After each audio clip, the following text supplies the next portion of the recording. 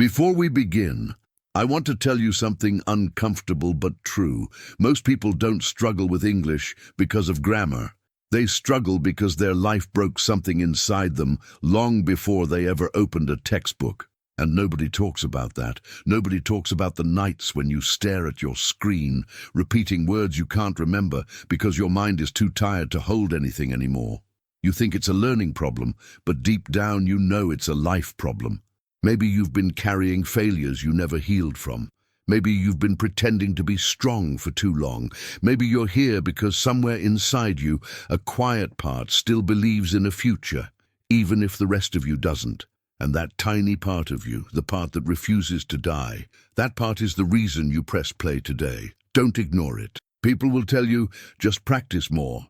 But they don't see the truth. You can't learn a new language when your heart feels heavy and your confidence feels stolen. You can't memorize vocabulary when your nervous system is stuck in survival mode.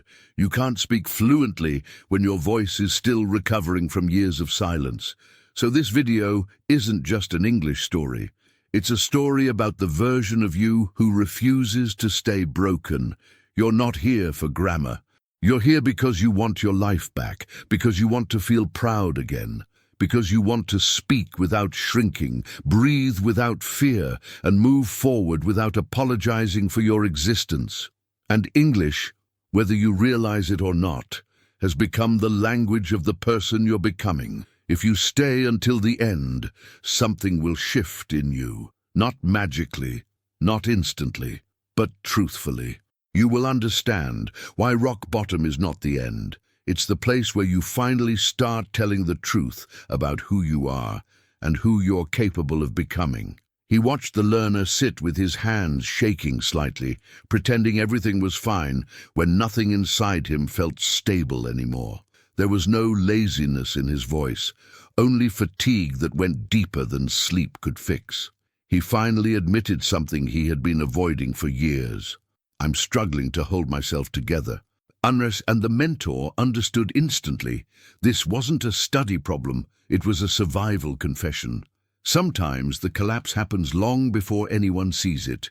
The learner kept blaming himself for not trying, but the truth was that his emotional battery had been empty for months. He thought he needed motivation, but what he really needed was a place to breathe. The mentor explained that exhaustion often disguises itself as failure, especially when someone has spent too long carrying pain alone. With a gentle nod, he asked him to repeat that one English sentence again, not as homework, but as honesty. And for the first time, the learner didn't feel ashamed for being tired. There was a heaviness around him, a numbness that felt like floating underwater. Not drowning, not swimming, just suspended. The mentor knew this wasn't a lack of interest. It was the brain protecting itself from overload. Learning shuts down when life becomes too much, not because the person doesn't care, but because the system is fighting to stay alive. So he guided him through 60 seconds of slow English reading, letting each word become a small anchor. And slowly, the learner's eyes began to focus again. The mentor explained that numbness isn't laziness. It's what happens when the heart has been running a silent marathon. The learner felt guilty for not studying, but guilt only pushed him deeper into paralysis. Softly, the mentor reminded him that slow reading doesn't fix life, but it brings the mind back into the room. And for a moment, that was enough. A tiny piece of the fog lifted, revealing that he wasn't broken, just overwhelmed. Pain has a cruel way of making people feel like they're the only ones drowning. The learner believed everyone else was strong, disciplined, motivated, and moving forward while he stood still. But the mentor knew that silence hides more battles than words ever could. So he told him, "You are not the only one fighting something you don't know how to explain." The learner exhaled deeply, as if those words finally proved he wasn't invisible. To pull him out of isolation, the mentor asked him to record a 10-second message for his future self. At first, the learner hesitated, embarrassed by the sound of his own voice. But when he pressed record, his voice cracked with truth. "I hope you're proud of me. I'm trying." It wasn't perfect English. It was real English, born from a heart trying to stay alive. And that message became a small promise he didn't know he needed. Even at his lowest point, the mentor saw something the learner couldn't see, a spark, not strong, not bright, not confident, but alive. The desire to learn English after everything he had faced was proof that not everything inside him had collapsed. Pain had taken many things from him, but not the instinct to keep growing. That instinct is the quietest form of courage. The mentor asked him to say one more phrase, slowly and honestly. "I'm still here." The learner whispered it, like someone afraid the words might break, but they didn't. They landed softly, like a reminder that even rock bottom has a flaw, and he had survived it. Something in him shifted, not healed, but shifted, and the mentor knew the next chapter would reveal a truth he had never been told before. He observed the learner from a reverse angle this time, almost as if watching his past self from the outside. It wasn't that he couldn't learn. It was that life had carved doubts into him long before he ever opened an English book. Many people think their struggles come from lack of talent, but often the real wound is older and hidden. So he asked the learner to name one thing he actually does well in English. Quietly, the learner whispered, "I understand people better than I think." He told him that if he wanted to stay broken, the formula was simple. Keep believing old stories about being slow, bad at languages, or not smart enough. Those beliefs weren't born from English. They were born from years of criticism, comparison, and emotional bruises. Confidence wasn't missing. It had been taken, and until he reclaimed it, no method would feel enough. So the mentor guided him to acknowledge that small strength as evidence he wasn't starting from zero. Next, he showed him a painful truth. The fastest way to stay invisible is to wait until you feel ready. Yet people waste years in silence because they think readiness arrives like a sign from heaven. But readiness is not a moment, it's a decision. So the mentor asked him to speak one imperfect phrase now, even if it felt clumsy. The learner said, "I try my best every day," and the mentor smiled, because imperfect honesty is better than perfect silence. He explained that feeling invisible doesn't come from lack of skill. It comes from not using the voice you already have. Many learners hide their English because they fear judgment, but hiding only strengthens the fear. The learner looked down, realizing how many opportunities he had avoided by waiting for the right time. And the mentor told him gently that the right time is whenever you decide to open your mouth. That simple phrase was the first stone in rebuilding his presence. He continued by warning him of a common trap, comparing today's broken version of yourself to someone else's healed version. That comparison destroys growth before it even begins. The learner had spent years thinking others were naturally gifted, when in reality they simply had more recovery time than he did. So the mentor encouraged him to compare only with the person he was yesterday. Even one extra sentence spoken today was already a victory. The learner began to understand that the real competition wasn't with other students online, it was with the fear that lived inside him. The mentor told him that when you measure your progress against your own past, confidence becomes possible again. It's no longer about perfection, it's about direction. And direction is something even the most wounded person can choose. Slowly, the learner felt something soften inside him. Then came the hardest part, facing the habit of silence. The mentor explained that silence doesn't protect people, it weakens them.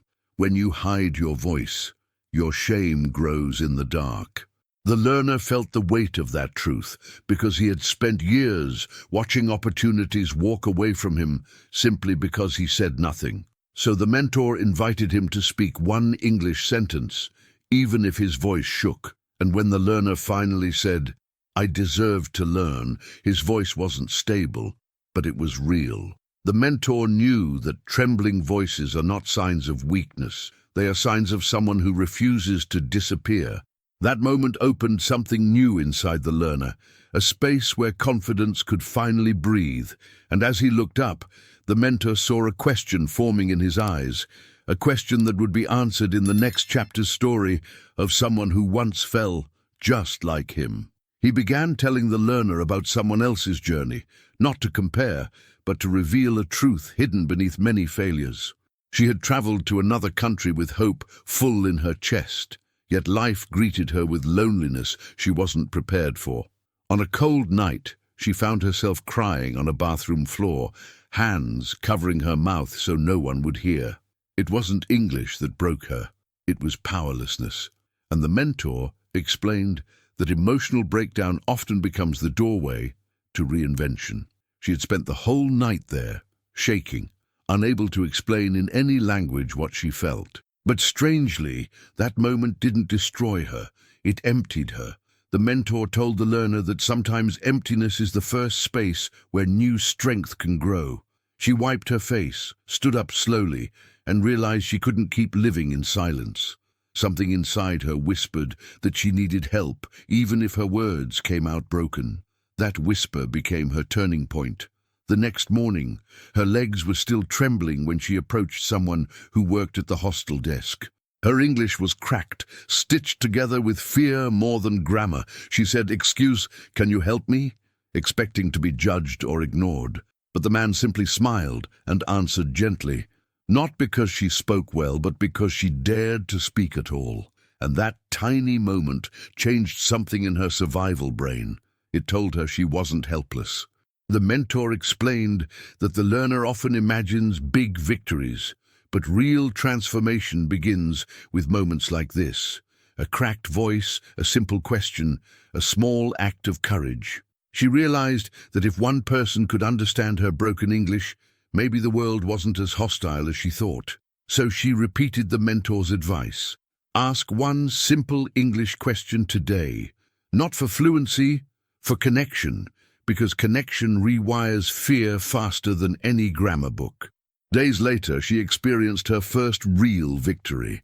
A stranger on the bus asked her something simple, and for the first time, her mind didn't freeze.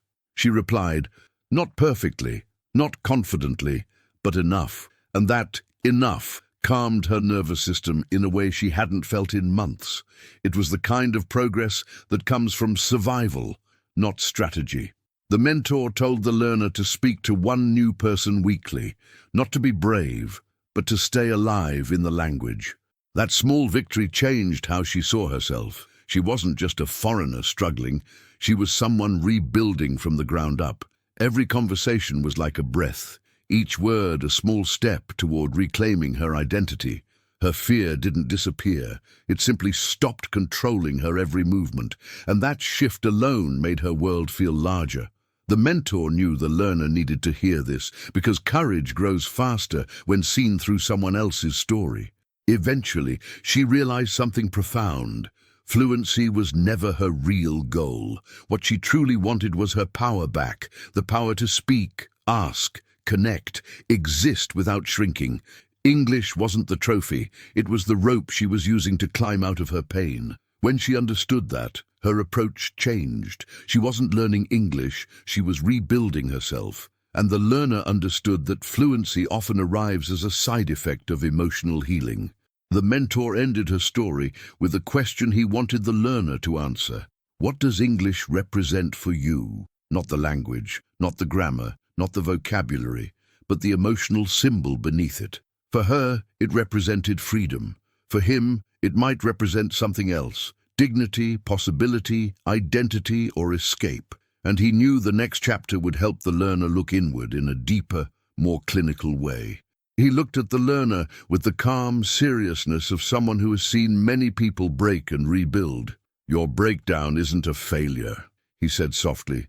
It's information.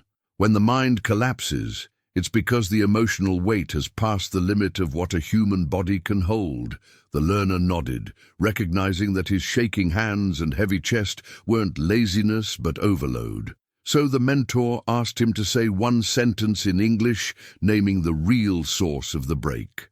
And the learner whispered, I felt ignored for too long. The mentor explained that people often believe they must start strong, as if healing requires a dramatic transformation. But strength doesn't come first. Honesty does. When someone is at their lowest, they're usually the most truthful version of themselves. No masks, no performance, no pretending to be disciplined, just raw humanity. Learn English from that place, the mentor told him, at the slowest speed your heart can handle with no shame. He continued by analyzing something deeper, the connection between trauma and voice. He explained that many people aren't afraid of English. They're afraid of being heard. Their silence isn't about grammar. It's about old wounds that told them their voice didn't matter. The learner felt a sting of recognition, understanding that speaking English triggered every insecurity he had avoided. So the mentor invited him to say one compassionate sentence to himself in English. With trembling gentleness, he said, "I'm trying, and that's enough." The mentor observed how that sentence softened the learner's posture, almost as if his nervous system finally received permission to breathe. He explained that every emotional wound influences how we speak, how we breathe, how fast our thoughts collide. "You're not fighting English," he said. "You're fighting the history inside your voice." And the learner felt a kind of quiet relief, not because the problem disappeared, but because it finally made sense. Now it was time for practical regulation. The mentor taught him that fluency doesn't begin with vocabulary, it begins with the body's capacity to stay calm while forming words. He showed him a simple routine. Inhale slowly 4 times, then speak one English phrase after each breath. Not to sound perfect, but to teach the voice to exist without panic. This wasn't language training, it was nervous system training, and the learner felt something unlock, slowly but undeniably. He guided the learner through those cycles, watching how each breath released a little tension from his throat. "You're not just learning English," he said. "You're teaching your body it's safe to speak." That safety had been missing for years. And now, with micro-regulation, fluency began to feel less like a fight and more like a possibility. The learner realized he didn't need more courage. He needed a calmer body. The mentor explained that many people try to become fluent while carrying emotional storms inside them. But storms disrupt memory, focus, and speech.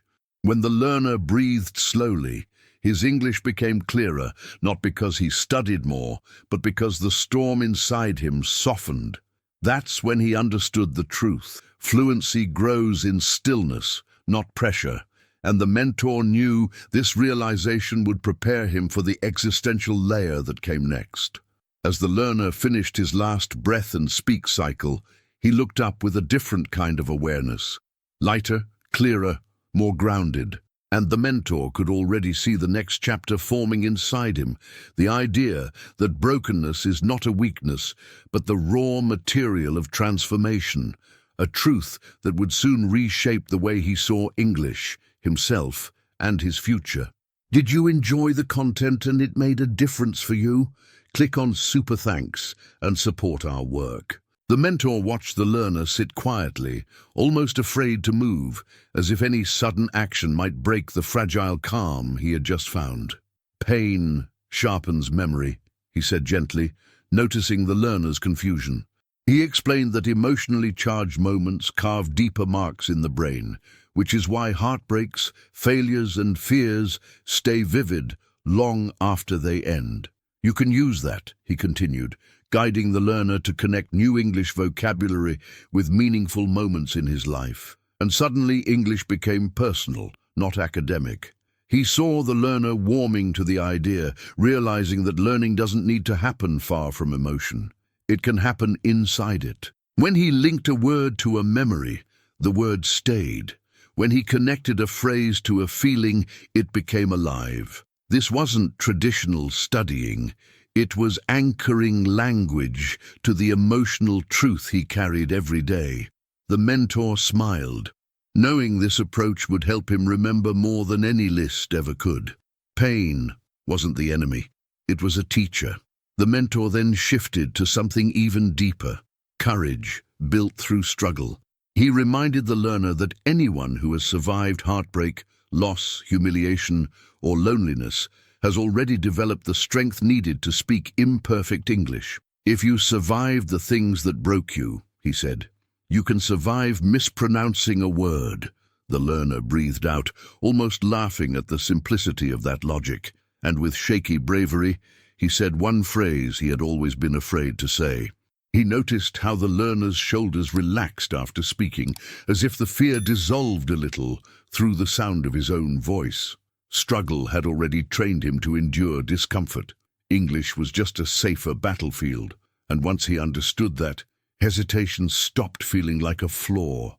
It became something he could push through with the same determination he used in harder moments of his life. The mentor reminded him that linguistic courage grows from emotional resilience.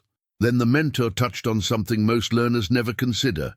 Rock bottom removes ego. At your lowest, you stop pretending, stop trying to impress, stop hiding behind perfection. And that state, raw, honest, unfiltered, is the perfect environment for real fluency to grow. When you have nothing left to prove, you finally allow yourself to learn without shame. He encouraged the learner to speak honestly in English, not performing, not polishing, just expressing. Truth makes language lighter. The learner realized how much energy he had wasted trying to sound good instead of sounding real. The mentor told him that authenticity makes English more human, more breathable. When the learner spoke without pretense, his voice softened and his sentences flowed with surprising clarity. He wasn't aiming for perfect grammar, just honest communication, and that honesty gave him a kind of fluency he didn't know he already had. Finally, the mentor explained the rebirth principle. Fluency becomes a symbol of self-redemption. It's not just about speaking another language. It's about rewriting the identity you lost along the way. The learner felt this deeply, sensing that English represented a future version of himself he wasn't ready to give up on. So the mentor asked him to describe one victory he dreams of in English. The learner closed his eyes and imagined a moment he had never allowed himself to believe in. With a soft voice, the learner whispered a dream he had kept hidden for years. The mentor listened, nodding slowly, knowing that this dream was becoming an emotional anchor for the transformation ahead. He saw the spark he had been waiting for, the spark that turned survival into momentum. And he knew the learner was ready for the next truth, that the English learned at rock bottom is the most honest English he will ever speak. The mentor leaned back, studying the learner with quiet admiration. "There is a kind of English," he said softly, "that people only learn when life has pushed them to their knees. It's not the English of textbooks, exams, or perfect pronunciation. It's the language of survival, words that aren't used to impress, but to navigate, to ask, to breathe." He guided the learner to choose 3 simple survival phrases, the kind that can hold someone up when the world feels too heavy. He explained that when someone is hurting, every word becomes more meaningful. Language becomes less about correctness and more about necessity. The learner realized that some of the most important English he had ever spoken were simple lines like, "I need help," or "Can you explain again?" Those small phrases carried more courage than advanced vocabulary ever could, and the mentor reminded him that survival English is still English, sometimes the most powerful kind. Then he spoke about the voice that shakes but still speaks. The learner always thought that trembling meant weakness, as if confidence had to be loud and smooth. But the mentor told him that a shaking voice is proof of bravery. It means you spoke even when fear tried to silence you. He encouraged him to record one shaky sentence that very day, not to judge it, but to honor it. The learner nodded, understanding that courage isn't the absence of trembling, it's speaking despite it. He explained that when the voice shakes, the heart is trying to grow. The learner remembered moments in his life when he spoke, even though his chest felt tight, and he realized those were actually some of his strongest moments. The mentor smiled, knowing that shaky voices often carry the most truth, and he told him that truth will always sound more powerful than perfection. That realization settled inside the learner like a quiet awakening. As the conversation deepened, the mentor introduced another insight. Pain kills distraction. When life has broken you open, you suddenly see what matters with painful clarity. You stop wasting energy on things that don't add meaning to your life. The learner felt this deeply, recognizing how English represented something bigger than language, a future he still believed in. So the mentor instructed him to choose one English goal that genuinely mattered to him, not a goal of pressure, but a goal of purpose. The learner took a slow breath, noticing how different that decision felt compared to all the goals he had made before. This time, he wasn't choosing from fear, competition, or comparison. He was choosing from truth. And the mentor reminded him that goals built from truth are easier to follow because they match the rhythm of the heart. That clarity would become the compass guiding him toward a new kind of consistency. Then the mentor spoke about the beauty of slow rebirth. People who rise from rock bottom don't learn fast. They learn deeply. They don't sprint, they rebuild. Every word becomes a small step, every phrase a new root growing under the soil. He asked the learner to study English for 5 minutes deeply, rather than 50 minutes anxiously. And the learner felt relief wash over him, realizing that slow progress was still progress. The mentor ended the session knowing the learner had already changed. He could see it in the way the learner held his breath, in the way his eyes softened, in the way his voice no longer hid behind shame.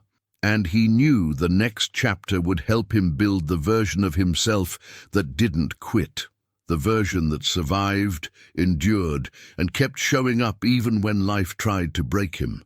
The mentor watched the learner with a quiet respect that wasn't there in the beginning. "You may not see it," he said, "but there is an unbroken thread running through your story. Even on the days when life crushed you, you still showed up in small, almost invisible ways. You watched videos, repeated phrases, listened to lessons with tired eyes. Those actions were not weakness, they were survival." He encouraged the learner to dedicate just 1 minute daily to English, as a tribute to that unbroken thread. He explained that consistency is not a matter of strength, but of survival instinct. People think discipline is for the confident, but really it belongs to those who refuse to disappear. "If you survived the worst parts of your life," the mentor continued, "you can survive small daily effort."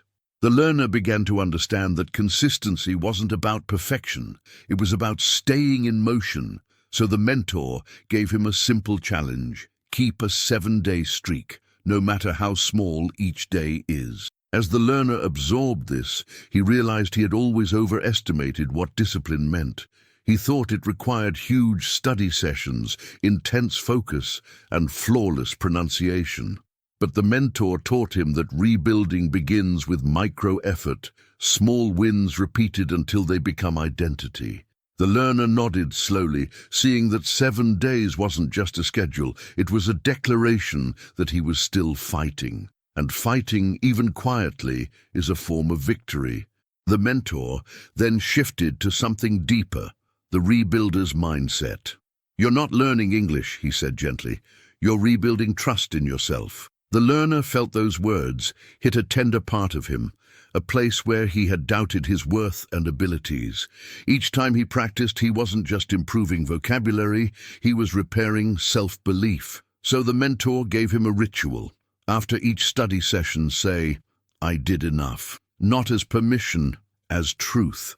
The learner imagined how different his journey would feel if he replaced self-criticism with self-recognition. The mentor explained that people who rebuild themselves are not fueled by pressure, but by gentleness. When the learner whispered, "I did enough," he felt a strange relief, as if years of unrealistic expectations loosened their grip.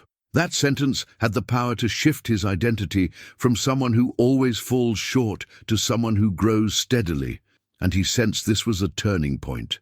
Then the mentor spoke about a rare kind of strength, the unstoppable version of someone who has risen from rock bottom.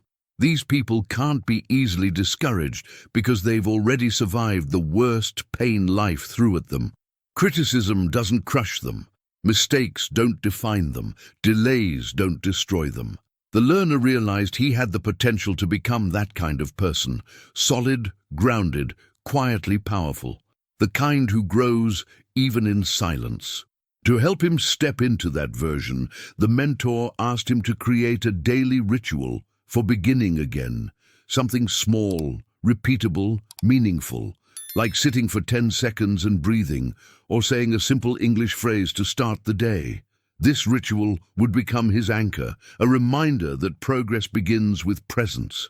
And the learner felt a new sense of stability forming inside him. He finally had a rhythm he could trust. As the session ended, the mentor noticed a new expression emerging on the learner's face, not confidence, but readiness. The kind of readiness that grows from surviving, from learning slowly, from coming back every day despite the fear. And he knew the learner was prepared for the final truth, that fluency is not the victory. The person you become on the way there is. The mentor sat beside the learner in silence, letting the moment breathe before speaking. Then he asked the question that sits inside every person who refuses to give up. Why am I still trying? The learner looked down, unsure how to answer, but the mentor already knew. Because a small part of you still believes in a future, he whispered. He invited the learner to say, I'm not done. And even though the words felt fragile, they carried a deep truth. The learner repeated the phrase slowly, realizing that hope doesn't have to be loud, it just has to exist.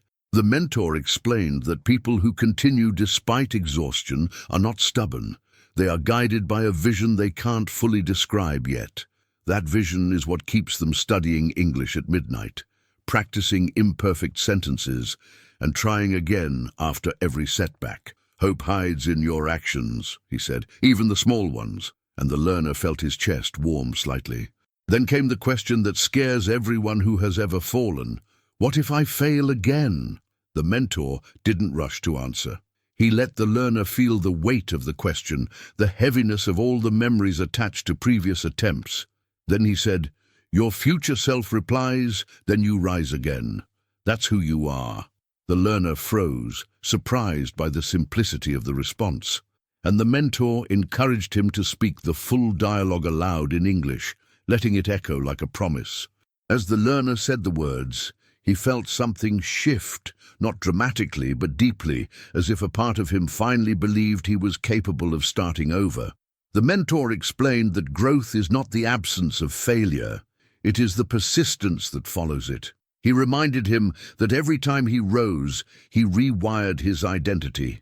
You are not the person who quits, he said softly. You are the person who returns. And that truth sounded like a new beginning.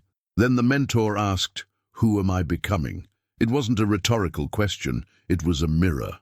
The learner took a moment, thinking about the nights he doubted himself, the mornings he tried again, the moments he spoke even when his voice shook.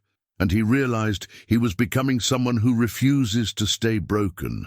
The mentor asked him to describe his rebirth in 2 English sentences, not perfectly, but honestly. And the learner did, surprising himself with the clarity of his own words. As he listened, the mentor nodded with a proud, quiet smile. Rebirth doesn't require loud change, he explained. It requires honest movement. The learner felt lighter, as if he had finally stepped into a version of himself he had been chasing for years. The mentor reminded him that English is not just a language now, it is a reflection of his healing. And the learner felt a sense of ownership he had never felt before. Then the mentor asked the final question, where do I go from here? The learner hesitated, expecting complex advice, but the mentor simply said, forward, slowly, painfully, bravely, fluently. Those words landed with weight, not pressure. He explained that forward doesn't mean perfect progress, it means intentional progress. Even one sentence spoken each day is a small declaration of who he is becoming, and the learner finally believed it. Before the session ended, the mentor gave him one last task, end the day with one spoken sentence of hope, not for discipline, not for practice, for self-recognition. The learner closed his eyes, breathed slowly, and whispered a sentence he had never dared to say before. And the mentor knew in that moment that the learner wasn't just climbing out, He was rising into someone new. Now take a breath, a slow one, not because the video is ending, but because something inside you is beginning. Everything you heard wasn't just a story, it was a mirror, a reminder that you're not weak, you're rebuilding. You've seen how your lowest moments shaped your courage. You've seen how your shaking voice still carried truth. You've seen how every small sentence you spoke was proof that you refused to disappear. So ask yourself now, what part of your story do you want to rewrite first? Is it your confidence, your voice, your future, your relationship with English? Or maybe it's something even deeper, the way you talk to yourself when nobody's watching. You don't have to change everything overnight. You just need to decide that your story isn't finished. And if English is part of your journey, let it be your tool, not your enemy. The tool that opens doors, creates opportunities, and reconnects you with the person you thought you lost. Because fluency isn't the victory, you are. So let me ask you one last question. What sentence of hope will you end your day with? Say it out loud. Even if your voice shakes, write it in the comments if you want to remember it, and promise yourself that today won't be the day you give up. If this story touched you, stay close. Subscribe to the channel, like the video, leave a comment sharing a part of your journey, even one sentence, and activate notifications so you can keep growing, one honest step at a time.